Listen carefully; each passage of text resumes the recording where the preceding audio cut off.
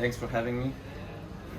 Thank you. And today we're going to talk about our perspectives. So last time we were discussing our fears in the current times, and we have touched that the fear is coming from technology and in AI coming up with a solution for humans to live on this planet. And people are scared this is the end of our civilization as human species. And we have created something new that can potentially be the end of us. So what do you think about that fear? Is it real for people? Well, the way you put it is pretty interesting. Actually brought me to thinking that we're always afraid of something that will end us.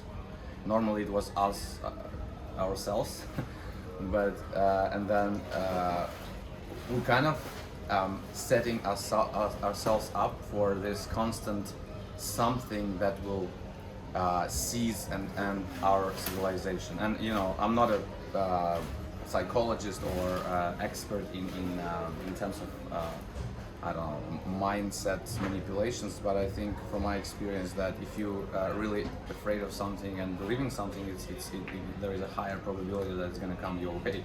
So in this case, if we talk about technology, I think it's completely up to us what's going to happen from this point. And there are two major parts to that. First of all, technology by design.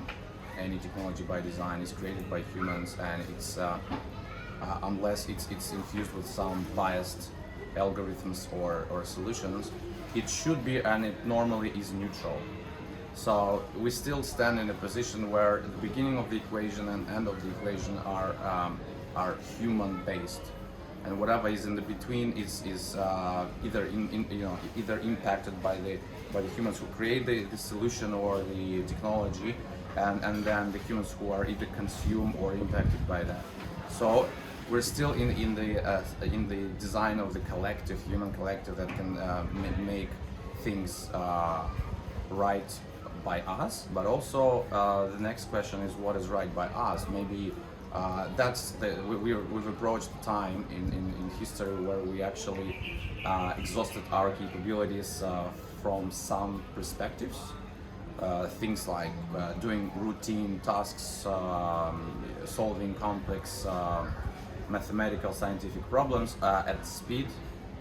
We can do that, but why should we do something that can be done by our creation in a better way? And probably we need to release time and space for us to understand what is the actual human potential, what is the actual humane strength that we have. Maybe we are capable of things we never imagined. And now, as we have technology working alongside us, I'm not going to even say, like people say, AI will serve us. I don't think that it should serve us. It should work alongside us, and we nurture and develop it as our creation, as our child in a way, but with love and compassion to humans. This is, if we work like that, I don't see a big chance of it being a threat. I think, as we said in the first episode of this video, the biggest threat is still human being. So if you come from the threat of losing our civilization as humans to the threat of being human itself, is it the way you put it? Not really. What I'm saying, that the only way for us to continue existing as a civilization is to actually discover and open up the real human part in us. I think that's the only way, because if we're becoming all the time from these reptilian fears of something destroying us, normally it was, as I've said multiple times, ourselves, then we're gonna actually end up basically in the mode of suiciding ourselves as a species, and that's absolutely a huge probability at the moment. If you retrospectively look at the human history, we were always trying to achieve exactly that. We just lacked tools. Now we have more advanced tools to achieve that. So the flaw and the seed of the problem is inside of us. So by losing connection to being our human selves, we can potentially use, with the use of technology, destroy our species and be the threat to ourselves. So what you're saying is that if we're gonna act in our primal brain, surviving and trying to find solutions how to eliminate everything else that scares us, we end up losing ourselves. And if we find a way how to become human as we are, in the best version of ourselves, then there is a potential that technology will serve us instead of being a threat. There is a potential that it can serve us, but I think we haven't even learned how to serve each other in the society.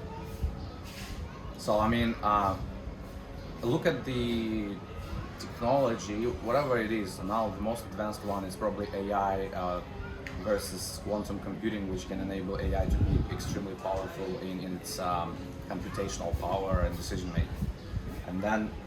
And then we have great technologies like blockchain that is designed to make things transparent and irreversible, so that we always see what's actually happening, and we're held accountable for what we do. But again, the whole purpose of tech, from my beliefs and perspectives, is that it's neutral, and then whatever we have as species or individually, as knowledge, as beliefs, as experience,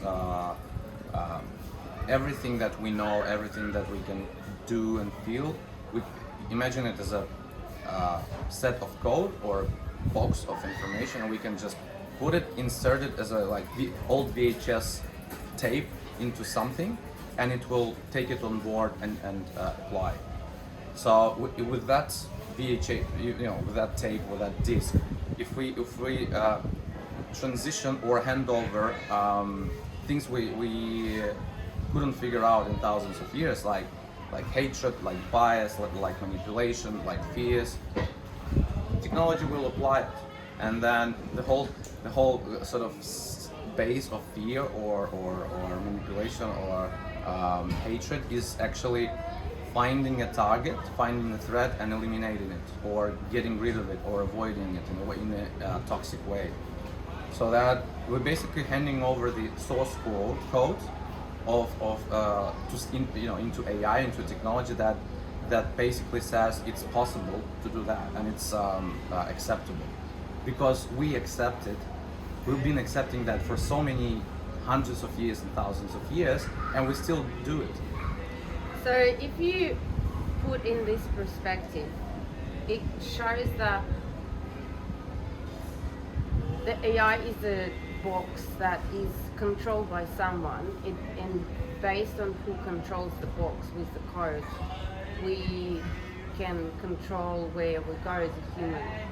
So it comes to the control issue that we have in humanity, that our desire to be in control of situation, to feel safe. Yeah, absolutely. I mean, control is one of the ways to keep yourself away from imaginable or real threat. So it's more proactive way of staying away from fear and threat, because you can either sit in the bushes and afraid of something, or you can take control over the village, surrounded it with walls, have weapons, and say, now I'm gonna tell you how we're gonna protect our village from any threat coming from the jungle, right? So it's just people who are more capable of leadership and winning brains of others. They created this sort of controlled way of doing business, or running a state, or running a community, and we're seeing that all over the place globally at the moment. Now we're transcending into the digital. We're already in the digital age, where tech companies are more powerful than a bunch of governments. So it's basically the same. It's just different organizational design for the same control that derives from fear. So following this trace, starting with the fear of AI destroying our civilization, we came to the fear of being in control or being controlled. And that's something that we can discuss in our next video. Amazing. Thank you.